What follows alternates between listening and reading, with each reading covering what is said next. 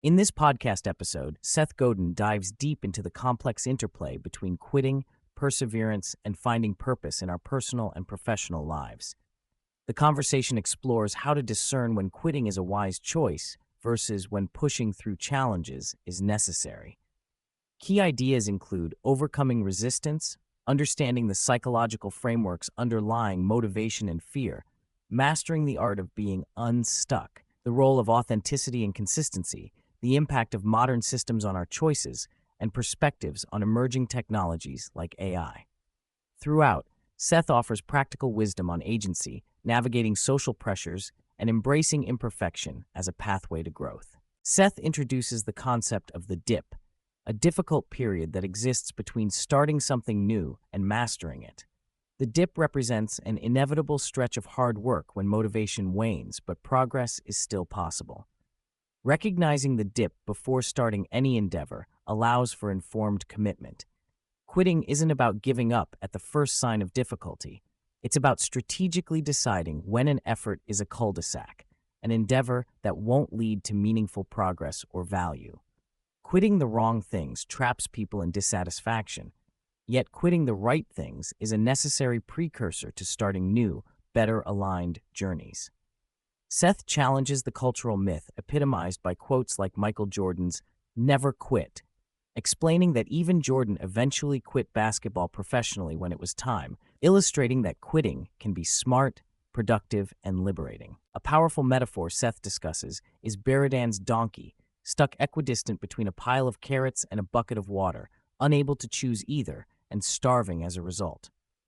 This symbolizes human indecision caused by wanting two incompatible things simultaneously. The word "but" is the quiet saboteur in these dilemmas. I want a fulfilling job, but I also want my current lifestyle. Many feel torn because they want two goals that cannot coexist in the same space and time.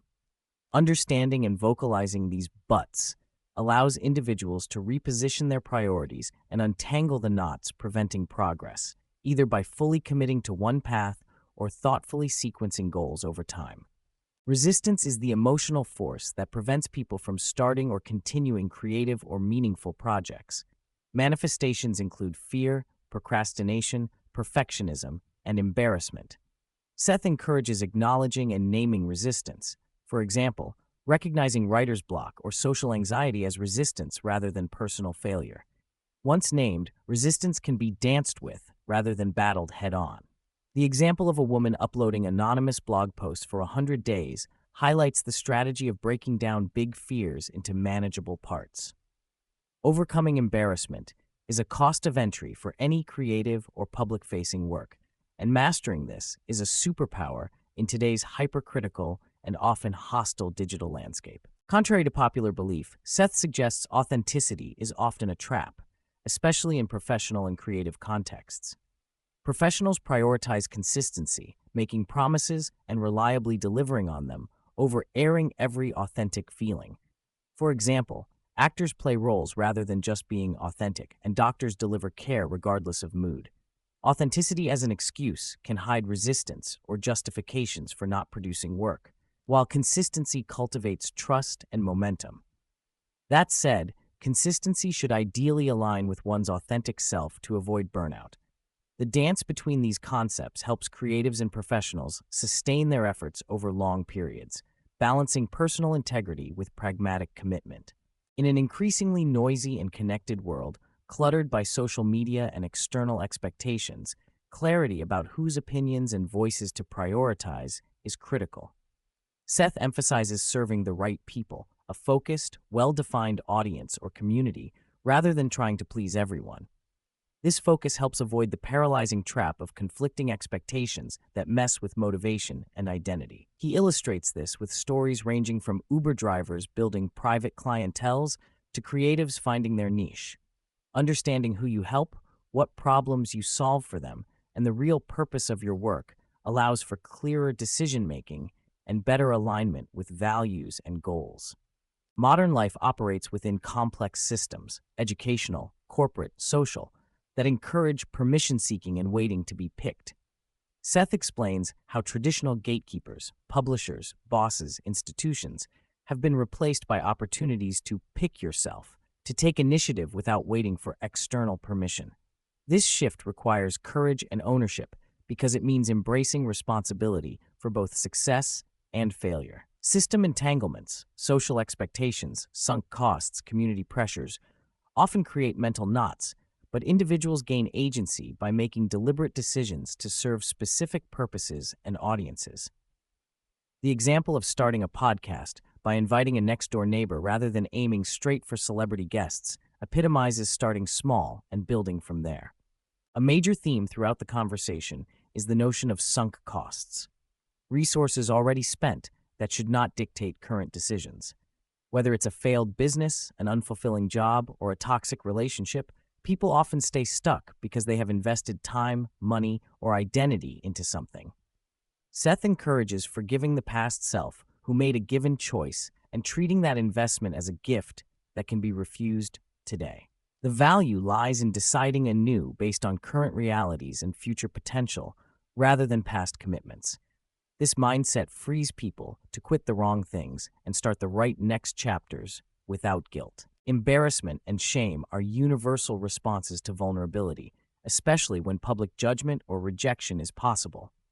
Seth shares insights on not taking shame personally, understanding its source, and refusing to accept negative projections from others as internal truths. Imposter syndrome, the feeling of being a fraud when doing something new or important, is reframed through the analogy of a novice lifeguard who must act despite self-doubt. The key is that skills and confidence grow through experience and participation, not waiting for perfection or complete certainty. Embracing discomfort and imperfection is part of moving through the dip. Traditional marketing focused on interruption and persuasion, but Seth reframes marketing as telling a true story that helps a particular group of people get to where they want to go. This permission-based marketing is about service, connection, and genuine value rather than hype. Everyone markets themselves constantly, consciously or unconsciously, through choices about how they present their identity and work. Understanding this empowers individuals to take control of their narrative and audience, bypassing gatekeepers and manipulative systems. The Uber driver who builds a private clientele is an example of focused marketing aligned with personal values and community needs. Seth situates AI as the most transformative technology since electricity, emphasizing that the future will belong either to those who use AI as a tool or those who are used by it.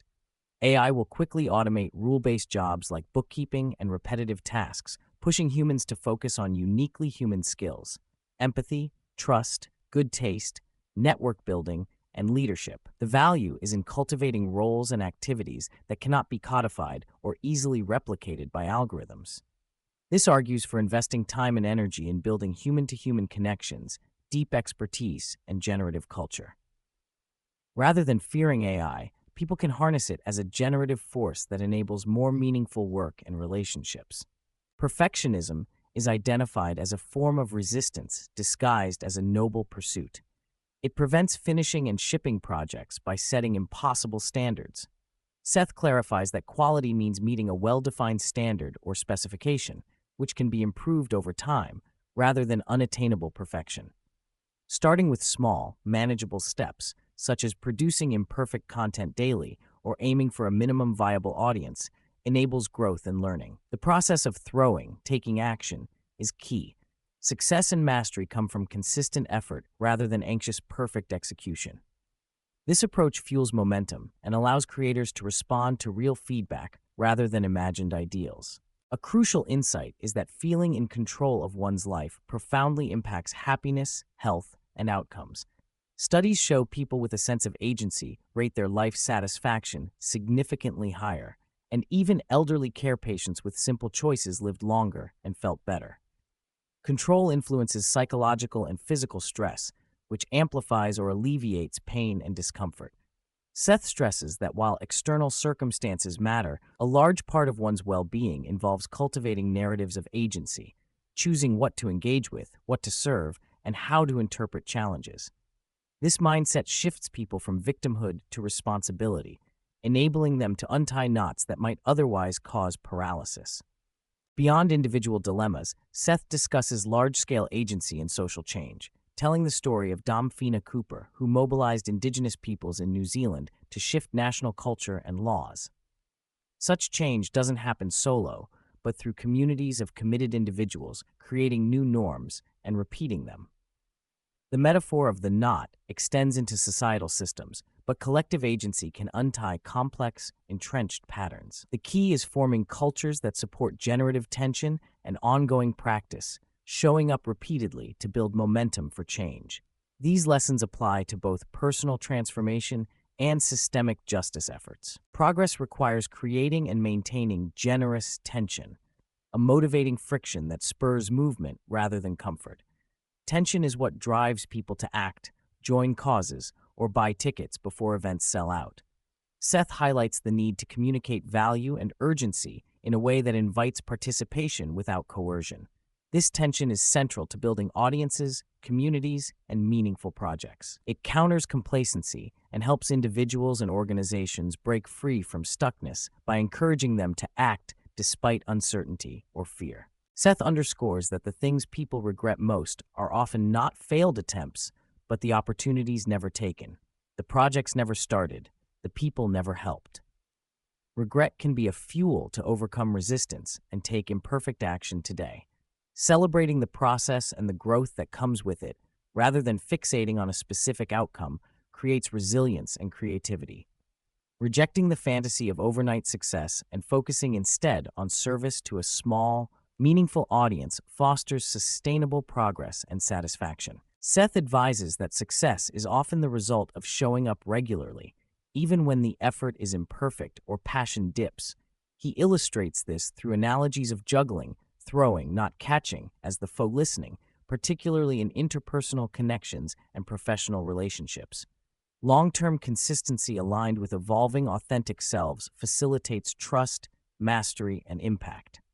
This process counters resistance and the isolation of the lottery win mindset by emphasizing incremental progress and adaptation. Human motivation is profoundly influenced by the intertwined forces of fear, belonging, affiliation, and status. Many choices, such as buying a car or choosing a job, are as much about social signals and narrative identities as they are about practical needs.